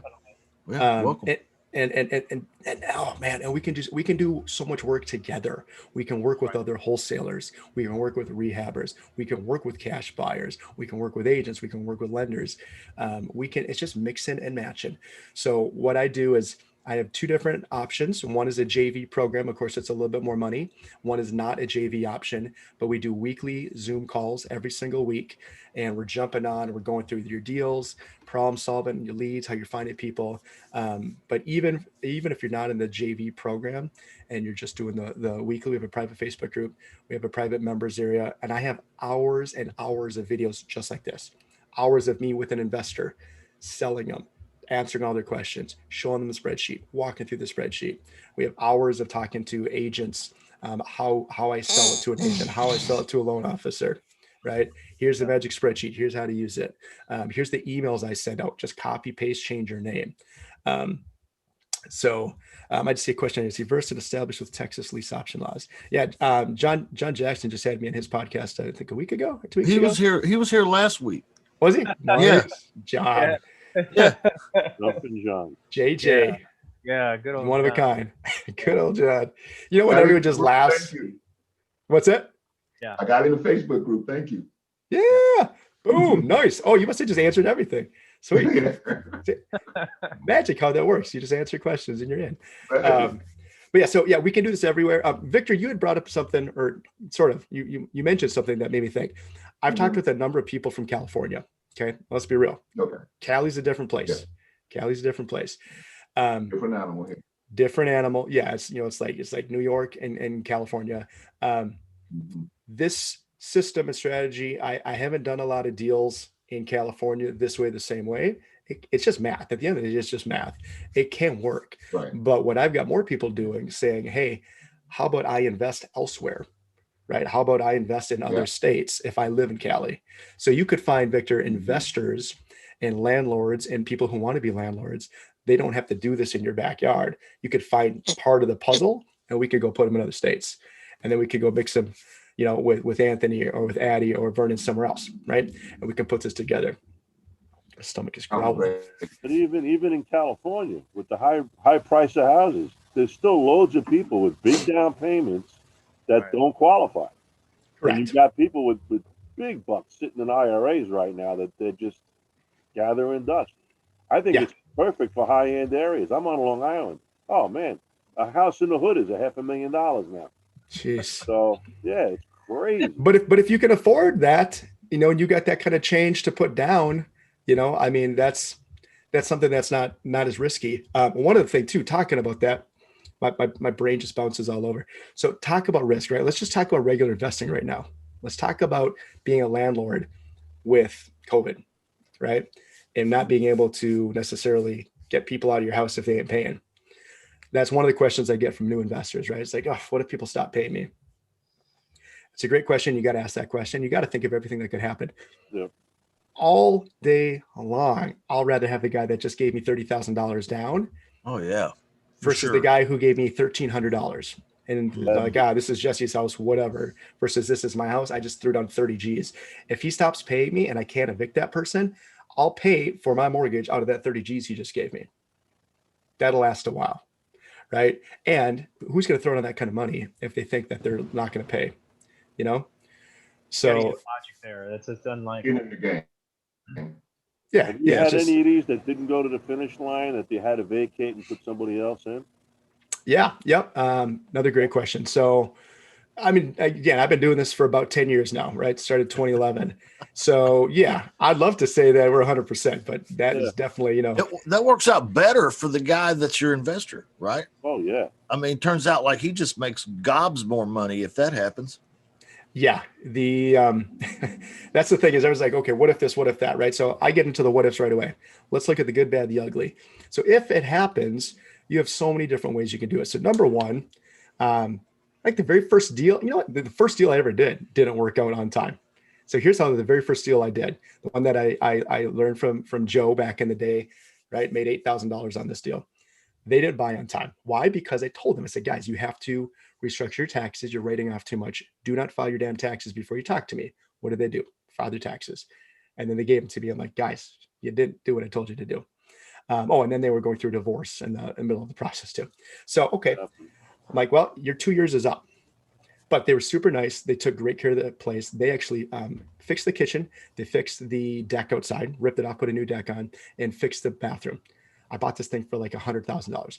So if I would have got it back, like go me, right? Like I'm winning huge. But they're great people and they paid. So I said, here's what we can do. I can raise your price. I could raise your rent. I could do both. I could make you leave. Like these are all my contractual rights I have. But you guys have been phenomenal. You guys made the place look better. You got a family, you run a daycare out of it. I get it. I didn't raise the price. I did not raise their monthly even because I knew that they couldn't afford a whole lot more than they were paying me. And I was making $600 a month anyways. I don't need to get greedy. All I did is charge them an extension fee. So I said, I will give you another year. Give me $2,000. And some people are like, well, why 2,000? Like, I don't know. I just what came out of my mouth. Like, I just thought of it. Give me $2,000. And they said, oh my God, that's so nice. And they were like, they've sent me multiple referrals and they were super nice. Like, wow, you could have done all these things, but you didn't, right? You don't need to get greedy. Take care of people, right? Take care of people. They'll take care of you. So it was an extra $2,000, but I could have raised the price. I could have raised the rent. I could have done both. And if they just truly walk away, I've probably had about 20% walk away, 20%. Walked away. Hey Jesse, I have a question specifically for lease option that I'm running into. So when I present a lease option offer to a seller that has a VA loan, like in a text message that I'm sending out, I often get a response back that their VA loan does not allow them to do a lease option because there's a clause in there that says they can't rent the property out. Is there any way to get around doing a lease option when the seller has a VA loan? If so, how? So a VA loan is like a government-backed loan, just like FHA. So when you purchase a home with a VA loan or FHA loan, you are stating, I am the owner, it's owner occupied, I'm living there, right? I am not buying this as investment property. There's kind of an unwritten rule, and now maybe it is written somewhere in there, but basically after 12 months of living in the home, you can kind of do what you want to do, right? It's not like they're gonna, chase you down and fine you if if it's been, you can't expect to live in that house for the rest of your life necessarily. Things change. So if you say it's, I'm going to live there and you don't, that's mortgage fraud.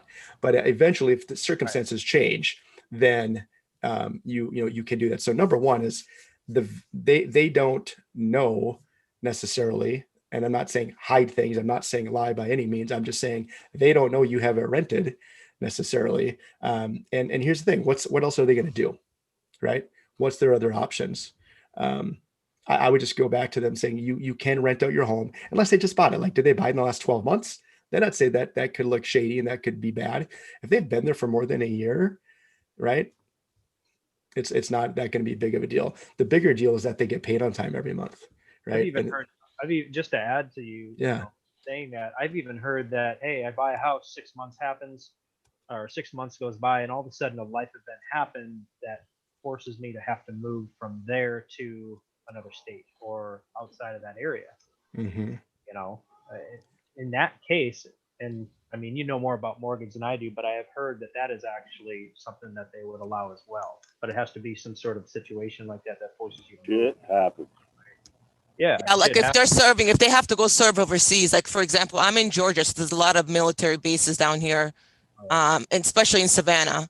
So if they have to leave and they have to go serve overseas, can I do a lease option with that, or because they've left and they're serving somewhere else? Should I just avoid doing lease options with military towns? That's pretty much what I'm trying to get to the bottom line is it more of a headache? No, I don't think so. I think you're going to find, if you could literally just choose like VA loans and non-VA loans, I would choose if it's that easy, but don't talk yourself out of a lead. Don't talk yourself out of a good deal. I think you might just have somebody who's very, specific and particular about that. Again, if they've been there for a little bit of time, it's not that big of a deal. If they really feel better and they want to let them know, hey, I need to move or leave. I can't sell. I don't want to sell. I'm going to rent it. If they really want to, they can. I mean, you know what the answer is probably going to be, but if they want to do that and they feel better about that, do that. Here's the thing. You always want to make sure you're doing the best you can for your seller, and you don't want anything's coming back to you. Because I can tell you that, if they are not full disclosure on everything, things work out great now. You get your check in your hand, you think everyone's happy, and in 2 years, you're getting a letter from an attorney, and you're like, oh, wait, what? And you're advising them, but you can't play an advisor. You can't play an attorney, right, when you're not. So I'd be very careful on that stuff, and I wouldn't talk them into that if they're not comfortable. But I would also let them know, at the end of the day, they just want to get paid every month. They want to get paid on time, and you've been here for a little bit of time, so it shouldn't be a big deal. Okay, thank you. Yep. Kind of like that due on sale clause situation.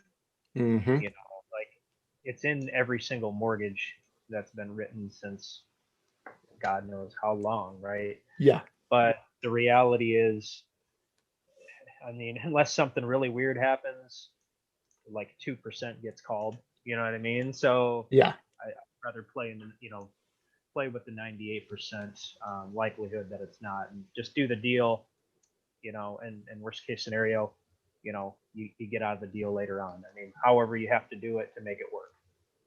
Yeah, no, absolutely. It's but you have to be ready for it, right? So like we talked to all of our investors about the due on sale clause, and we structure deals differently that way. So one thing, I don't know if I mentioned a lot at the beginning, but we do lease options and we do contract for deed, aka agreement for deed, land contract, wherever you are in the country.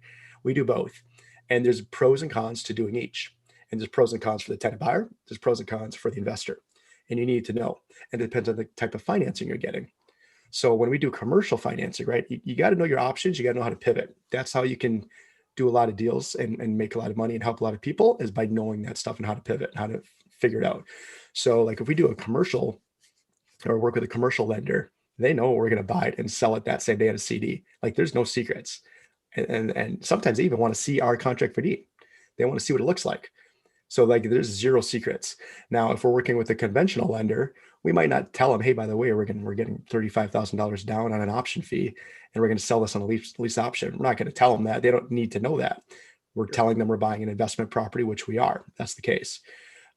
So if you wanted to sell that on a contract for deed and it's got a due on sale, then I want everybody being aware, like, hey, this is what could happen. Probably won't, but if it does, you better be ready to figure it out. If it does happen, or we put into a trust or something like that. Yeah. So we had a question come in the chat here. Do you ever or could you structure the same exact deal, but instead of just a traditional single family home, could you structure it with like a manufactured home on land, maybe 10 minutes outside of the city, something like that, where people like the lower cost of getting into a unit like that, and maybe don't necessarily mind fixing it up or whatever that process is that something that you could do as long as all the numbers were kind of similar to what you shared earlier? Does that ever come up? Yeah, good question. I've had a few people ask me about that now, like tenant buyers or referral partners. We don't do a lot of that, but that's not to say you can't. Just again, it depends on your market and where you're at. It depends on your investors. Like, here's the deal.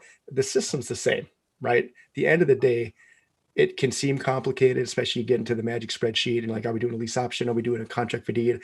Who does what first? And you get into the paperwork, right? Like, I'm there to guide everyone when we're going through these, but at the end of the day, it's I'm buying this and then you're buying it at that, right? And if it doesn't work out and I get this back in my lap, or my investor gets it back in his or her lap, what do they have? So I would just say use the same questions. If you got this manufactured home, mobile home back in your lap, can you re-rent it to someone else and still make money? Can you sell it and still make money? Could you do something with it where you're not going, oh crap, like I was counting on this one thing to work? You got to have multiple exit strategies. So, right. So yeah, you totally could. And if you have a handful of investors, or heck, one or two that say, yeah, I'll do that. Giddy up. Let's like make it happen, There you go. There you go. Mm-hmm. And I know you were starting to talk about your JV program, and then you had a non-JV option that's more of like a standard type of coaching. Can you? We didn't get a chance to kind of finish that, so if you want to go over that, how can people work with you? What does that look like for everyone? Yeah, absolutely. So, and what I'll do you guys mind if I paste a link in here? Oh, go for it, man. Is that cool? Absolutely. Yeah. No. So I did a kind of a master class on this. Oh, I sent that direct. Hold up. Sandra, you getting this just to you. Hold up.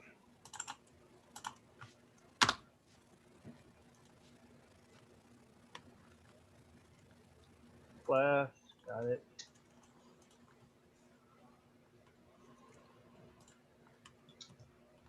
All right. Let's try and get the link saved here,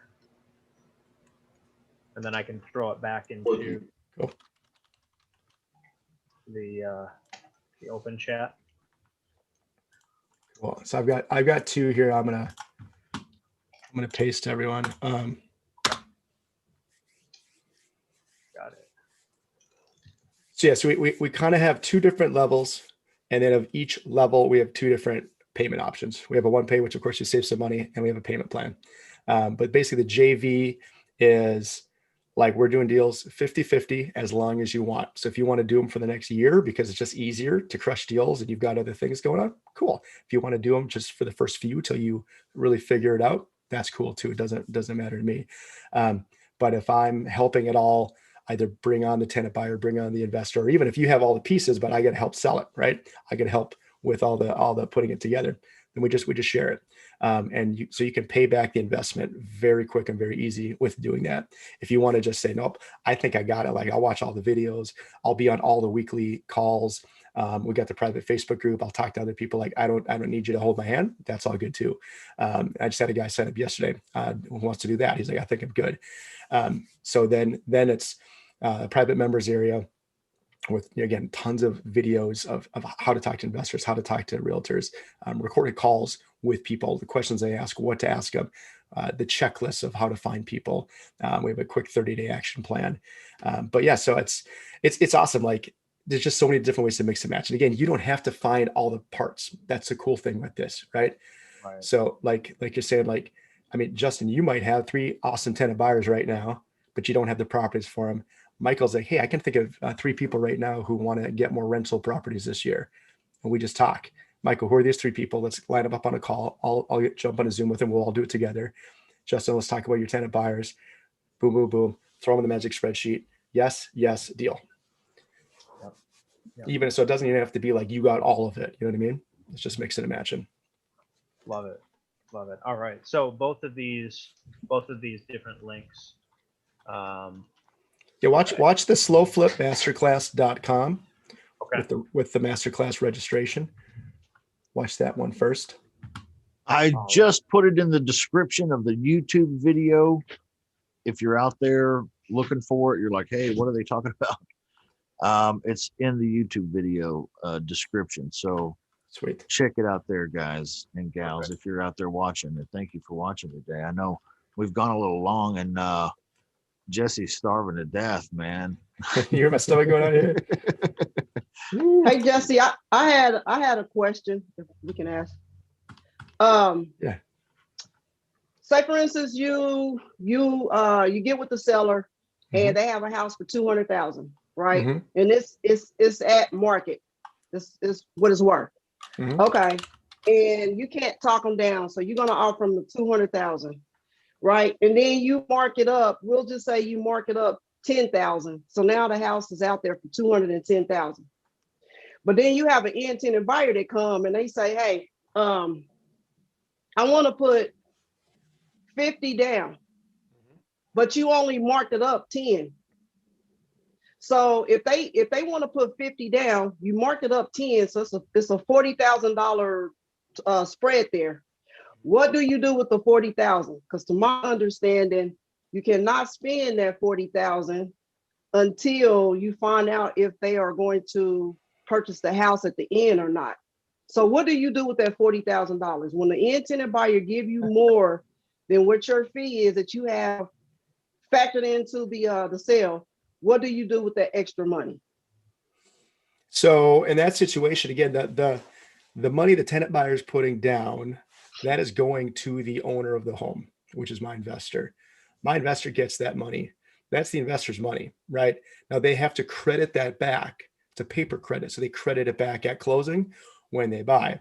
If they don't buy, it's theirs to keep, right? That's why it's non-refundable.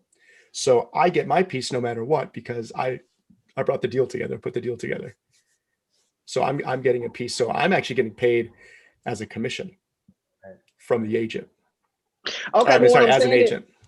The point But is, you there's can't no- get greedy because they have more money on the upfront. I went through the same situation, LaShonda, where the person came in with a ton of money up front, but I couldn't, move the price just to consume their extra down payment. There has to be the integrity. That extra money has to go to that seller, and now the balance remaining will be minus Reduced. the amount extra. But you just got to take your money that you put into your deal and keep it pushing. Yep. Okay, so that extra 40,000. Project scale. Okay, so that $40,000 is not your money. The $40,000 technically goes to the seller. Yep. Even though at the end they're going to get their own loan. It goes to the seller now because the seller is the one who's actually doing the deal, right? Right. Yep. And so the seller, I mean, they get it. It's a non-refundable option fee or consideration, right? But yes, they have to credit it all back at the time of purchase when they go. So if they're buying it at whatever 210 minus that 40, they can say, I already got this much. So then they're going to get, it'll be reduced when they purchase it, if they purchase Okay, it. So they're going to finance 160. Mm-hmm. Right. So that whole amount is going towards the purchase price in theory. Yeah. So yeah, my investors have to credit all the money back, even though they didn't get all the money, right? So they're getting all of it, and then I take a chunk, So right? Okay. that's a seller. So that's a seller first deal, and there's really a couple different ways you can do it. I mean, I've been in this business for a while myself, and I've watched plenty of Ron LeGrand, which I'm sure a lot of us have watched a lot of Ron LeGrand as well. I know Jesse, Justin, and myself for sure. But I mean, I've seen him at a seminar talking about, hey, I had a buyer, bring, let's just say $50,000 down. He's like, you know what I did with that lease option money? I kept it. He kept it. Now, if it works out, you got to make sure that it gets credited and it's done properly. But I'm not saying go out and spend it and do anything like that. You probably would want to take the 10, which was your standard fee, and put the other 40 in a savings account and don't touch it. Just to be on the safe side. Now, if that's too tempting for you guys, give it to the seller. But Michael, so let me ask you something, just to, because me and LaShonda were talking about this, and we were like, okay, let's go ahead and let's bring it to the group and ask. So if I'm giving my seller 4,000, right? If I'm giving my seller 4,000 for option consideration, and the buyer brings in 15,000, so I don't get to keep that 1,100. The 11,000. I'm sorry, the 11,000. Well, you should be able to, as long as you bump the price up, enough to consume that, like Victor explained. So if the price to the seller was 200, right, and the $15,000 down was given to you, as long as your price on the house was 215, you should be fine. Okay, got you. Okay, so I advertise the current property with an extra 15 on top of it. So then that means that if the seller brings in the 15, I'm sorry, the buyer brings the 15, and I give the tenant buyer, I give that owner 4,000, I can go ahead and keep that 11. Should be. Yes. Okay, got it. Thank you. Yeah. So I get that part, but what I was asking is if it's more, like if you've only okay, like in her example, she marked it up 15. Right. Yeah, she can give 4 to the seller and keep the rest. But if they bring her 25, that's an extra 10 on top. That's the money that. Oh. Yeah. No, I definitely understand what your question is. Here's the reality.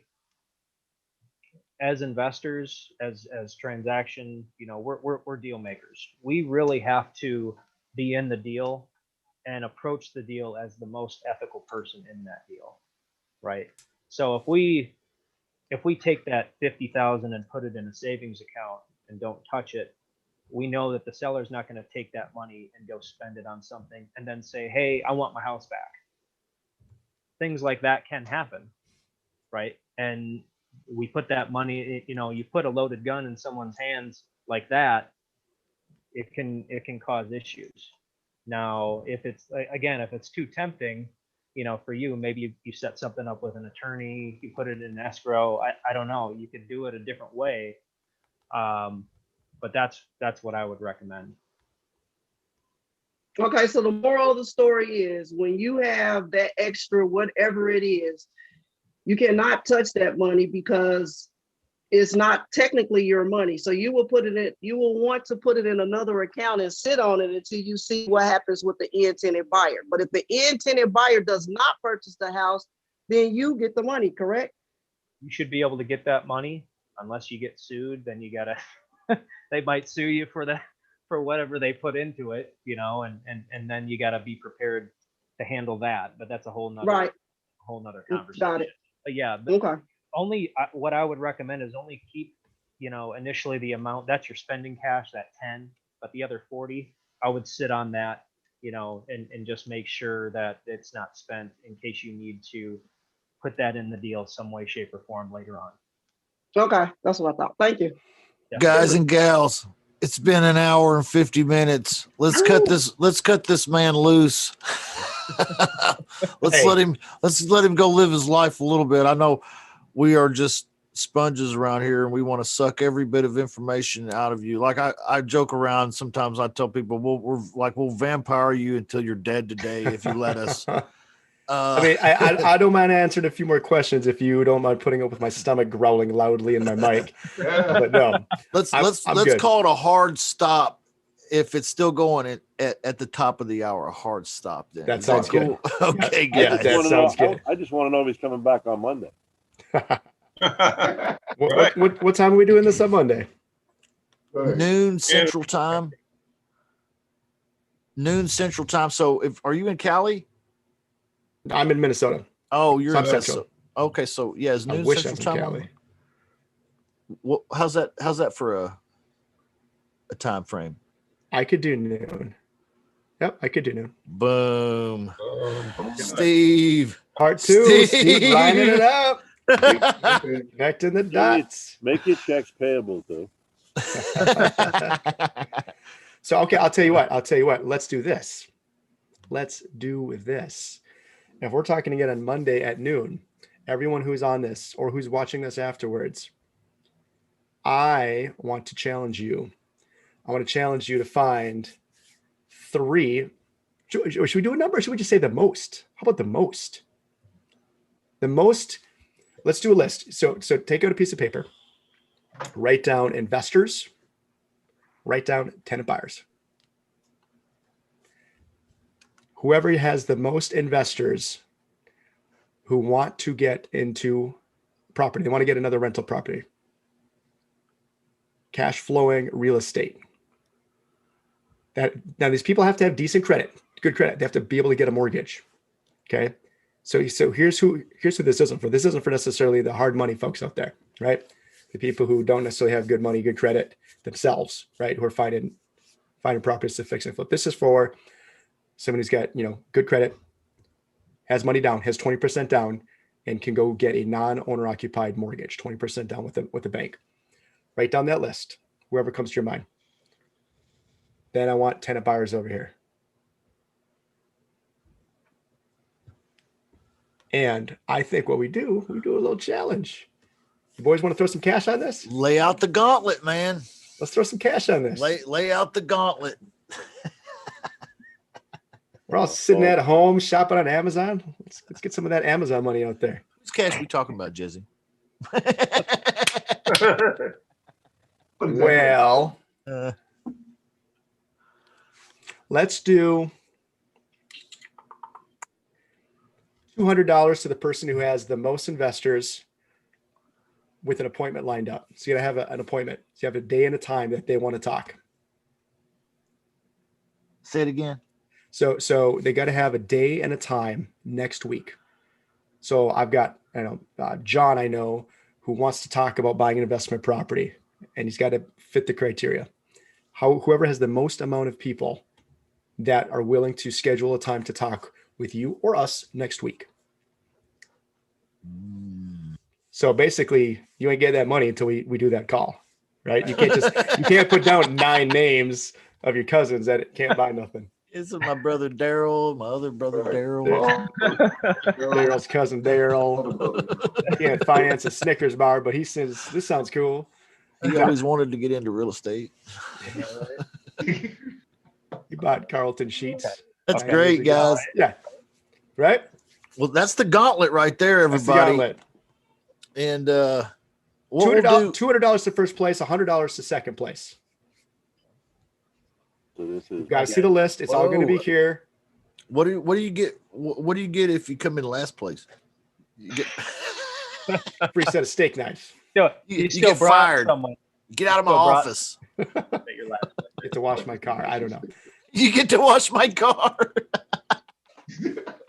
Gotcha. You get to come up to Minnesota where it's -20 and wash my car. Oh my gosh. Yeah. Man, it's like a sheet of ice. It's so bad.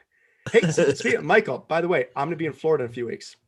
Are you? So I'm gonna be in Peru, man. Dude, when are you going to Peru? My girlfriend, she's from Peru, so When are we you were going? there. Like the 25th. Yeah. Okay. We'll talk offline. We'll share dates. Maybe it'll work out. But if not, have fun in Peru. I spent 3 weeks in Peru. Peru is awesome. Nice. Gorgeous there. We got locked down on COVID when we were there last and couldn't do any. I mean, no traveling, no tourism, nothing. Wow. Came back here. We've been here for about 3 months, but then we got to go back because that's just like the visitor waiver. So it's just part of the challenge. But it's fine. At least I can. Are they open back up yet? They just started another quarantine. Wow. Couple weeks. You're in Peru now? No, I'm not. I'm in Missouri. Wow. Yep. He's in misery. Yeah. Right. What are you, Justin? Yeah, I am too. It's freezing cold here too, like sub-zero temperatures, man. It's like the North Pole. I don't know why. Hey, gang, love you. Let's let this man go. He laid out the gauntlet. There's the challenge right there. You know what you're expected to do, right? Okay, and then there's the prize. And then we have Monday at noon Central Time. We've got it all mapped out. All right. So it's all up to you now. Okay. Winner, chicken dinner. Who's going to get that cash? All up to you now. So, Money man. Jesse, thank you so much. Thank you, everybody that's been here today, too. Michael, Batista, thank you for helping us put all these things together all the time. Hey, man, Brian Gibbons, we need to have him on. We need to somehow talk him into coming on, too. Carl, Larry, Steve, Victor, Vernon, Crystal, Chuck, Mark, Kimberly, Sandra, Addie, Rick, Mary, LaShonda, Jerry, Melesio, and there's a bunch of others, too. Sorry if I didn't mention your name. I can't really get to everybody. I love you. Thank you so much for being here. And we'll see you again on Monday. Thanks, Jesse. Awesome. Thank Thank you guys for having me Stay so much. safe. Again, bud. I Thank appreciate you. it. I know I told you an hour, Yes. but All good. Thanks, guys. questions, you know how that goes, man. Thank you very much. We'll see you on Monday, bud. We'll see you, Yep. dude. Weekend, guys. Hey, Thanks, thanks, guys. I man. It appreciate was it so much. awesome, guys. Thank Love you. you. Hey, stay Thank safe and stay you. healthy this weekend. Thank Okay. You guys as well. Check your chat. Yeah. I left you a message. All right, cool. Thank you.